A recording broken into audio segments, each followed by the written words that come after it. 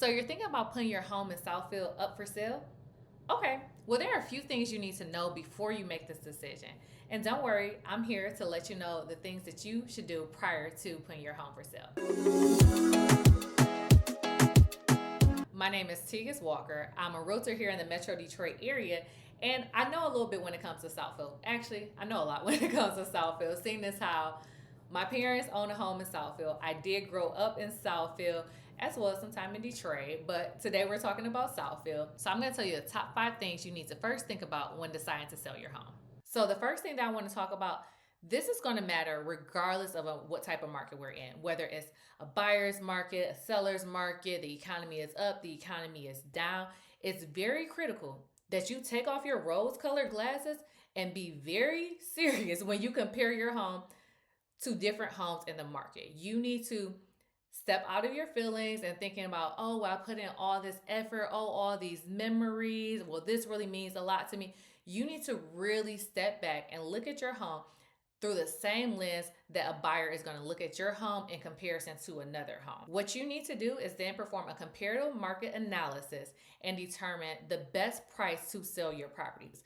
For all of my clients, what I like to do is we'll sit down. I like to find out different information on the property. Has there been any deferred maintenance? What are the things?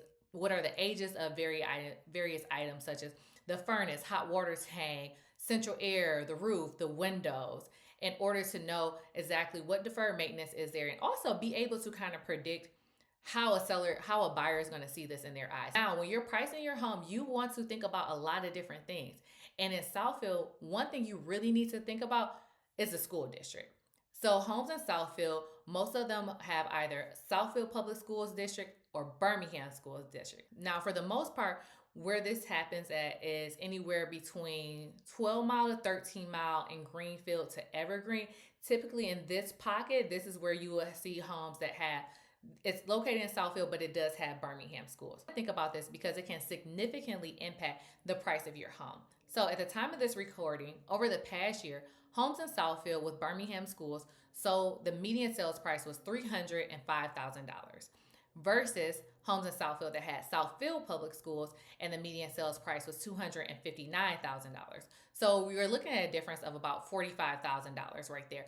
And I personally think that's a hefty amount. Now, the reason for this is because Birmingham schools are ranked higher than Southfield Public Schools. Hey, no shade to Southfield Public Schools.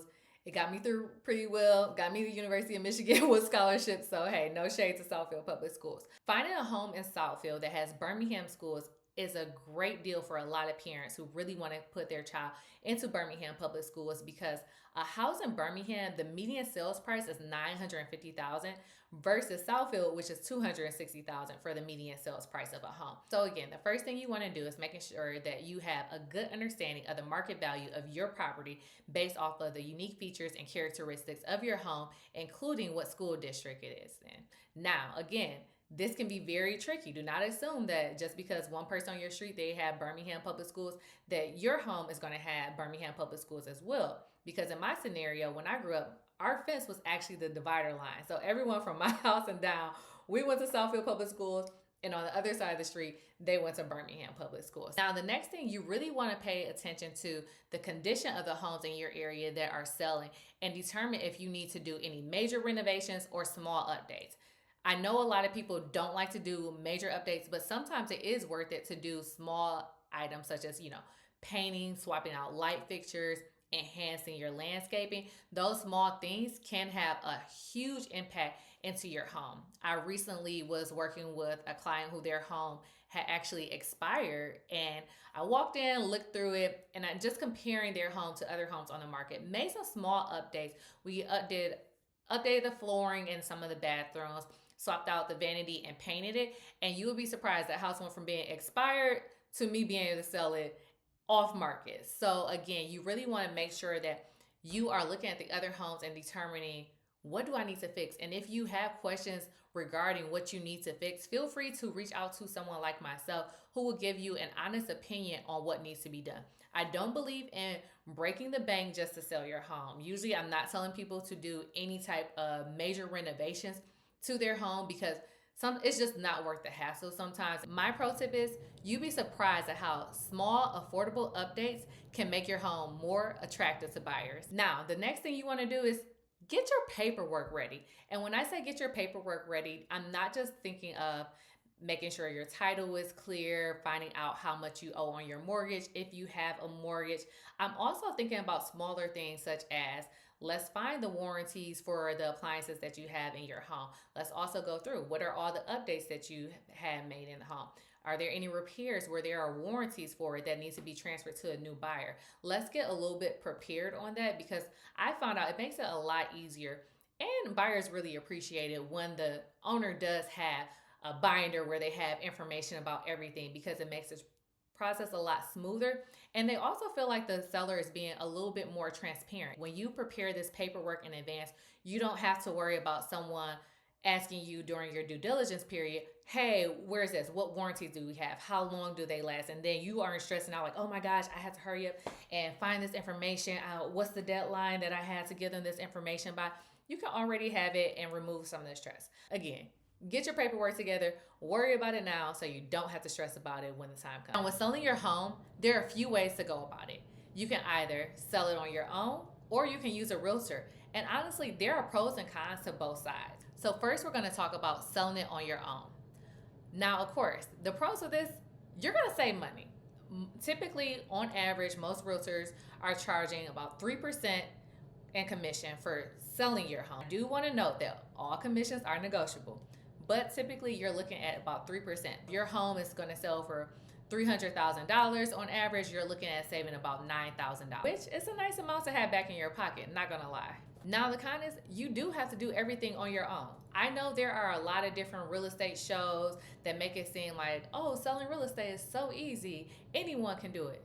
There are a lot of things that happen that you have to navigate in order to make sure that the process goes smoothly, and this can be very time consuming. So not only are you dealing with the marketing of your home, determining the best way to position your property, you're also dealing with the negotiation for the offers as well as dealing with legal documents. And I will tell you this, I have been a realtor for over 5 years, and no two deals are the same. So it's not something that you can always predict. There are always different little curveballs, and those are things that you would be responsible for managing and making sure get resolved.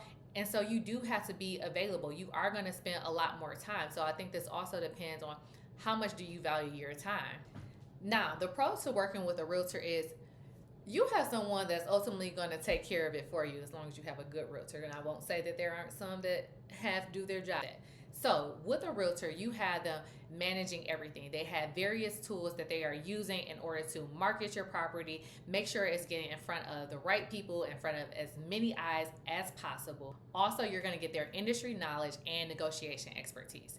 Now, I know I did mention that no two deals are the same, but when you do perform a few of these transactions a month, you kind of get a feel for different trends and you can spot issues that may come before they even become an issue. And there are certain things that we just know about the market that needs to be done that you may not know because this isn't what you do every day for a living. We have different connections and people that we can call to make sure, hey, this isn't happening. Can you help make sure we can get this moved through? Because we're trying to make sure that we meet this deadline. So now I would say the biggest downside is, of course, you guessed it, the money that you have to spend. Commission is negotiable, and there are some what they call discount realtors.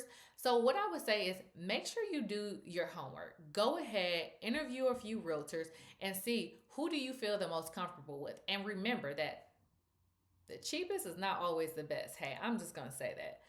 But you want to make sure that you are working with a realtor who you trust, who knows what they're doing, who can get the job done, who's always going to put your best interest first.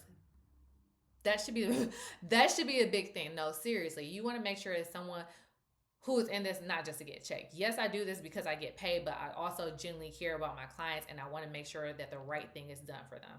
My pro tip here is if you're going to do it yourself, make sure you have the time to dedicate towards this, and just know it might get a little bit frustrating at times, but you can do it. And if you're going to hire a realtor, make sure you're hiring the right realtor. Make sure you hire a realtor with expertise and a realtor that truly cares about you and what's going to do what's right for you. And the next thing is your timeline. There are a few dates you need to think about. The first one is when do you actually need to be out of the home, like physically out of the home?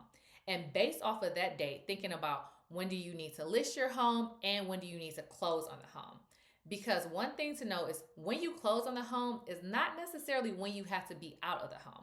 So when you're looking at offers, it will have different terms. In addition to the price, there will be additional offer terms such as the expected closing date, as well as if the seller will have any additional occupancy in the home. And with this occupancy, it could be you are allowed to stay in your home for a month, up to a month for free, or the buyer could charge you a daily rate. Make sure you know your end dates. When do you want to be out of the home? And this will help you be able to come up with a time frame for how long you need to prepare your home, when do you want to have it on the market by, about how long will it take to sell your home, when do you want to close by, and when do you want to be out of that home so you can be into your next place. Selling your home in Southfield is a big decision, and there are a lot of things that you need to think about, but I'm here to help you along the way if you have any questions. My contact information is below in the description, so feel free to reach out to me. Free to schedule time to talk to me and ask me any questions that you may have about the process. I'm always happy to chat because I want to make sure this process is as stress-free as possible for you, and I love sharing my information with others so that they can make informed decisions. If you found this video helpful, don't forget to hit the like button and subscribe for more tips for selling your home and navigating the real estate market. Also, I want to hear from you all, so let me know in the comments what you think, any questions that you may have, and I'll see you in the next video.